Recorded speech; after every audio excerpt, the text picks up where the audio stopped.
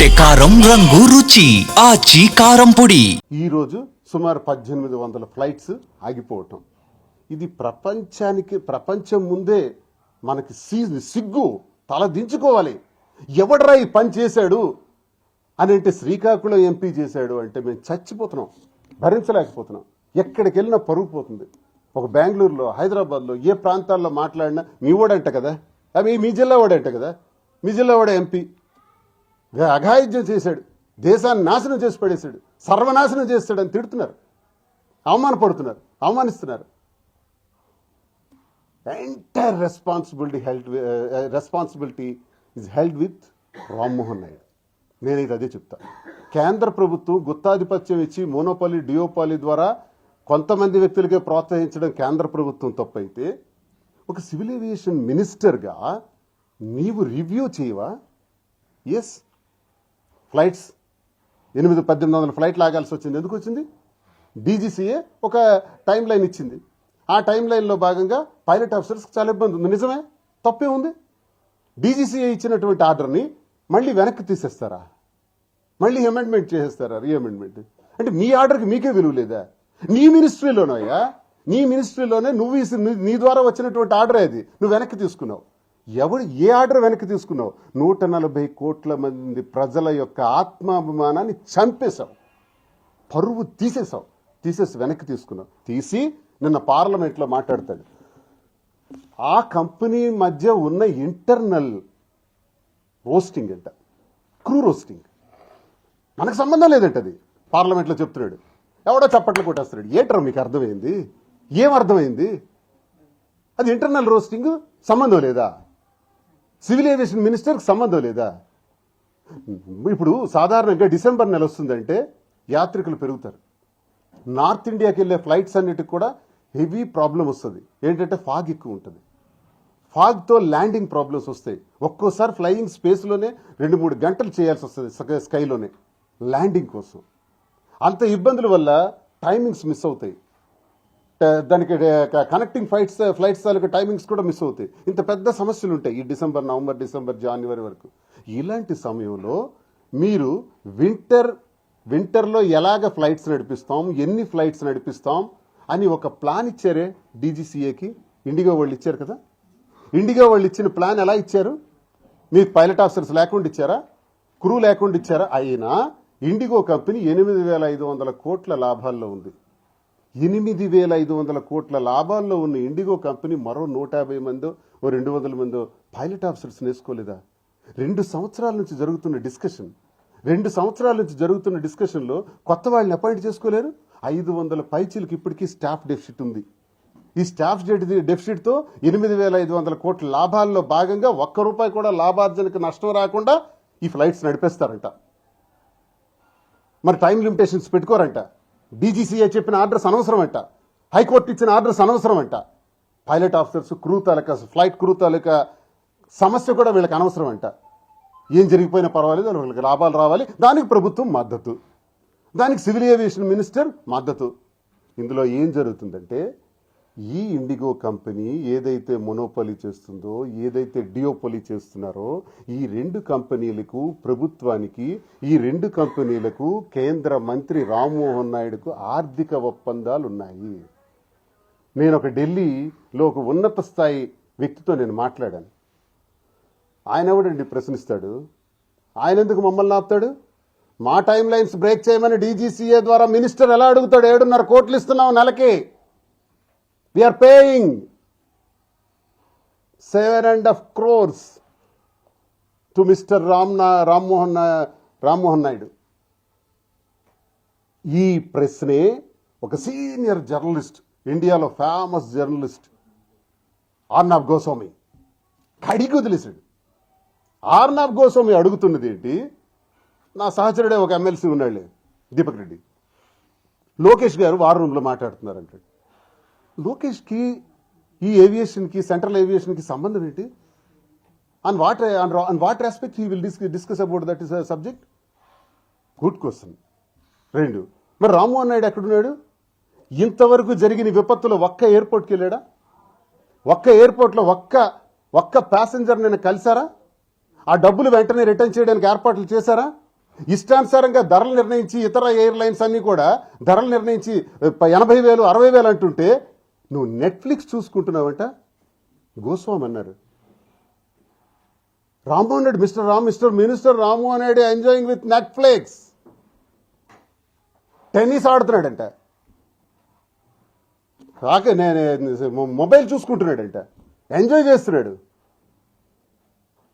ఇది మన మినిస్టర్ తాలూకా తతంగం. ఎందుకు తెలుసా అడగడు?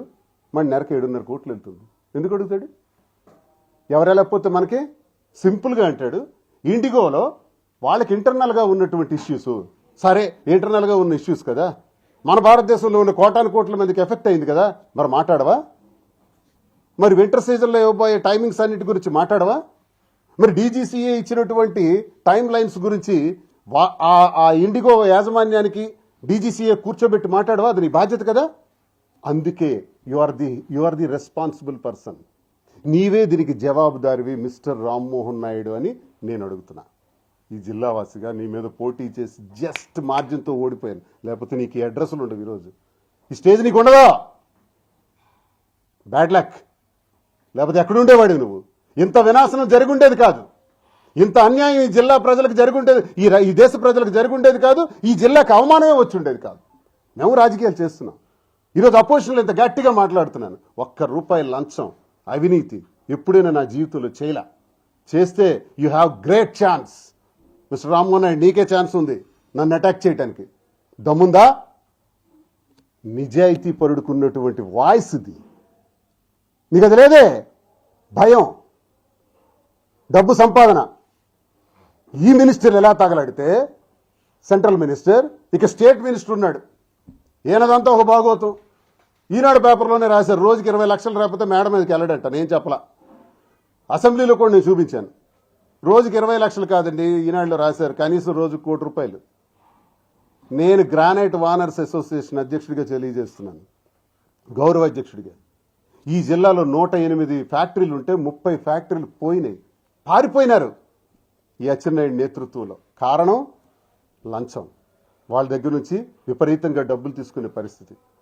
చూడండి, శ్రీకాకుళంలో ధాన్యం ఏ మూల చూసినా ధాన్యమే, ఏ రోడ్ల మీద చూసినా ధాన్యమే, ఏ పొలాల్లో చూసినా చేను కప్పులే, ఎక్కడ చూసినా ధాన్యమే. ధాన్యం కొనుగోలు జరగట్లేదు. 6,50,000 టన్నులు, మెట్రిక్ టన్నులు కొనాలి కదా, ఎందుకు కొనుగోలు చేయరు?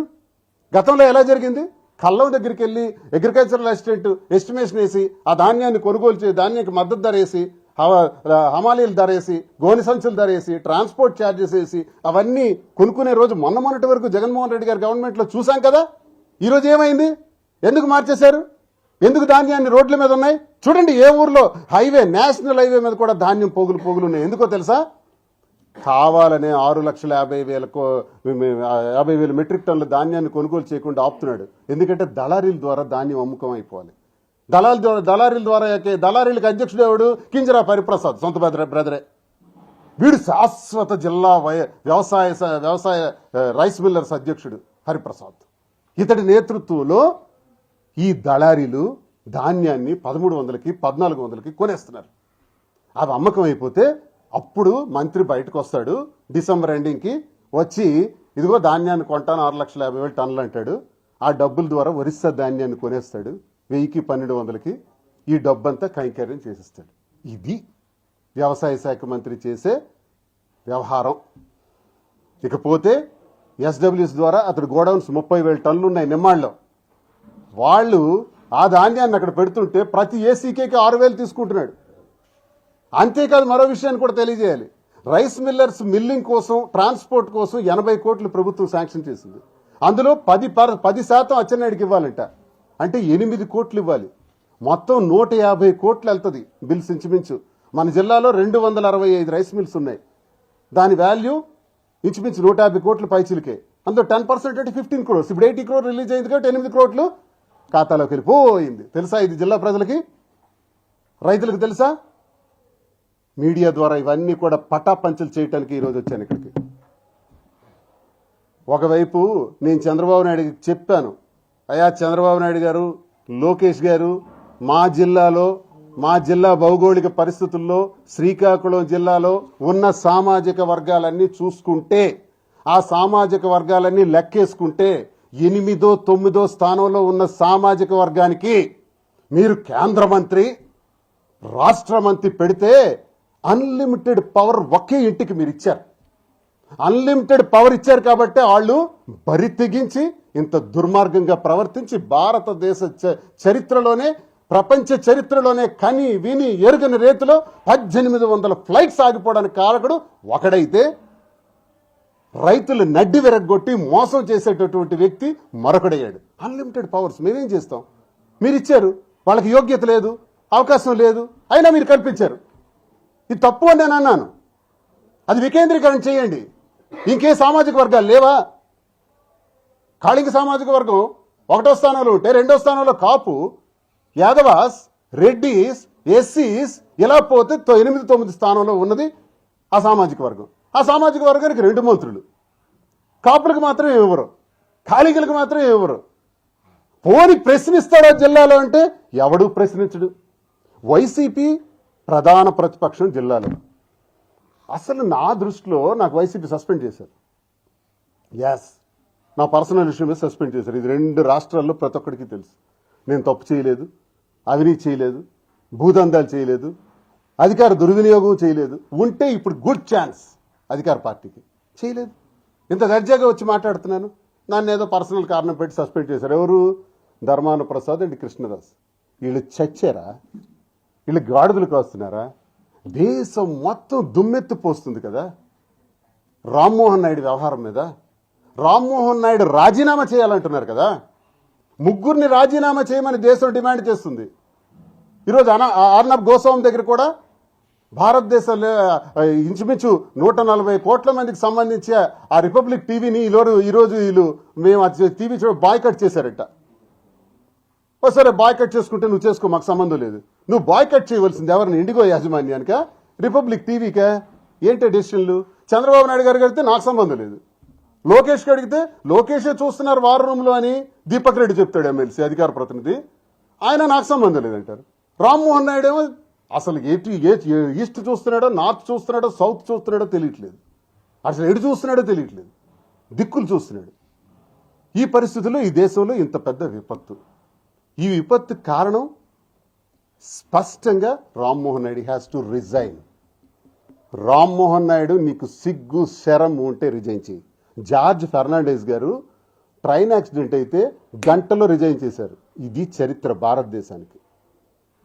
నువ్వు పట్టుకొని కుర్చీని నల్లుల్లో పట్టుకొని ఏలాడుతున్నారు, కుర్చీలు పట్టుకొని. రిజైన్ చేయవా? నీకు చేత కాలేదు. You are unfit for that post.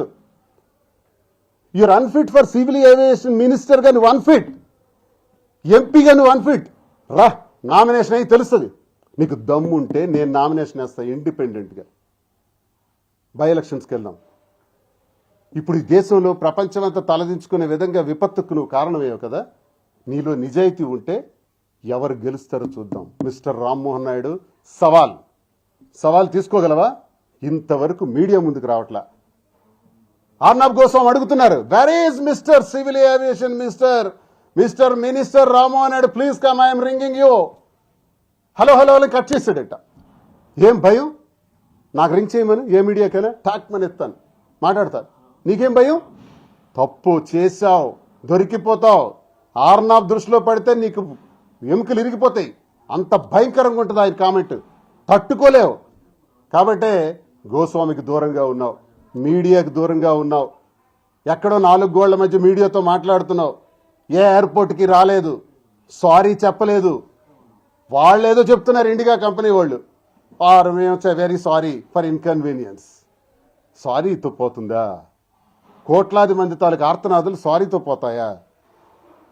ఇవన్నీ చాలా ఘోరాలు జరుగుతున్నాయి. అందుకే నువ్వు నిజాయితీ పరుడు అయితే, తప్పు చేయలేదని నీకు అనిపిస్తే అసలు సివిల్ ఏవియేషన్ మినిస్టర్కి రాజీనామా చేయి, ఎంపీకి రాజీనామా చేయి. నేను వేస్తాను నామినేషన్ ఇండిపెండెంట్గా. బై ఎలక్షన్కి పోదాం. నువ్వు గెలుస్తావు, నేను గెలుస్తాను, చూద్దాం. నీ మీద 3000తోనే పోయినోండి కదా, ఇప్పుడు చూద్దాం. రా, దమ్ముంటే కాసుకో. జిల్లాలో వైసీపీ అడగదు, వైసీపీ వాళ్ళు అడగరు, ధర్మాన ప్రసాద్ అడగడు, కృష్ణదాస్ అడగడు. భయం. కేడీ బ్రదర్స్, మీకు ఎప్పుడు నేను చెప్తుంటాను, కేడీ బ్రదర్స్ అండర్స్టాండింగ్ జిల్లాలో నడుస్తుంటుందని. ఇప్పుడు సాక్ష్యం దొరికిందా? దొరికింది కదండి జిల్లా ప్రజలందరికీ. రాష్ట్ర ప్రజలకు కూడా అర్థమైంది కదా. మా జగన్మోహన్ రెడ్డి గారికి, జగన్ అన్నకి తప్పుడు సమాచారం ఇచ్చి మోసం చేస్తున్నారు వీళ్ళు. వైసీపీ జగన్మోహన్ రెడ్డిని 1000 అడుగులు గొయ్యి తీసి పాతేయాలని అచ్చెన్నాయుడు 2 సార్లు అన్నాడు. నో రెస్పాన్స్, కౌంటర్ లేదు. ఈరోజు దేశ ప్రజలందరికీ అవమానకరంగా ప్రవర్తించాడు మంత్రి, నో రెస్పాన్స్. మరి ఎవడు మాట్లాడతాడు? అపోజిషన్ నుంచి, శ్రీకాకుళం నుంచి ఎవరు మాట్లాడతారు? మీరే కదా జిల్లా అధ్యక్షులు, నువ్వే కదా రెవెన్యూ మంత్రివి. ఏం మాట్లాడరు? ప్రొటెక్ట్ చేస్తారు. కేడీ బ్రదర్స్ కదా, ప్రొటెక్ట్ చేస్తారు. తాట తీసేస్తాం జాగ్రత్త. మీరు ప్రొటెక్ట్ చేస్తే వాళ్ళు రక్షణలోకి పోవటానికి, మీరు ఆలోచించి ప్రొటెక్ట్ చేస్తే జిల్లా ప్రజలందరూ అందులుగా చూస్తూ ఊరుకోవటానికి. ఇది శ్రీకాకుళం జిల్లా, ఉద్యమాల గడ్డ. మంది శ్రీకాకుళమే, వాళ్ళది శ్రీకాకుళమే, తేల్చుకుందాం. భవిష్యత్తు ఉంది, ఎక్కువ రోజులు లేదు, 2 సంవత్సరాలు అయిపోతుంది, ఇంక 3 ఏళ్లే ఉంది. గట్టిగా 2 ఇయర్స్లో వార్ఫీల్డ్లోకి ఎంటర్ అవుతాం. చూద్దాం కేడీ బ్రదర్స్ సంగతి ఏంటో చూపెడతాం. కేడీ బ్రదర్స్ అండర్స్టాండింగ్ పాలిటిక్స్ ఏంటో పూస గుచ్చినట్టు ప్రజలకు వివరిస్తాను. వీడియోలతో సహా వివరిస్తాను, ఎవిడెన్సెస్తో సహా వివరిస్తాను. ఇప్పుడు ఒక ఎవిడెన్స్ సందర్భం వచ్చింది కాబట్టి ఎవిడెన్స్ చూపించాను. దమ్ముంటే ధర్మాన ప్రసాద్ కౌంటర్ ఇవ్వమనండి, 24 hours టైం ఇస్తాను. ఇవ్వడు. కృష్ణదాస్కి ఇవ్వమనండి, ఇవ్వడు. ఇది వీళ్ళ అండర్స్టాండింగ్స్. నేను ఇస్తున్నా, నేను ఇండిపెండెంట్, స్వతంత్రుడిగా ఈరోజు మాట్లాడుతున్నా, స్వతంత్రుడిగా గట్టిగా కౌంటర్ ఇస్తున్నా. రాజీనామా చేయి, 3 రాజీనామా చేయమని నేను దేశంలో డిమాండ్ చేస్తున్నాను. యాజ్ అన్ ఎమ్మెల్సీ నేను ఒక మెంబర్గా. సీఈఓ రాజీనామా చేయాలి, డీజీసీఏ డైరెక్టర్ రాజీనామా చేయాలి, రామ్మోహన్ నాయుడు రాజీనామా చేయాలి. వెంటనే ఇండిగో మీద యాక్షన్ తీసుకోవాలి.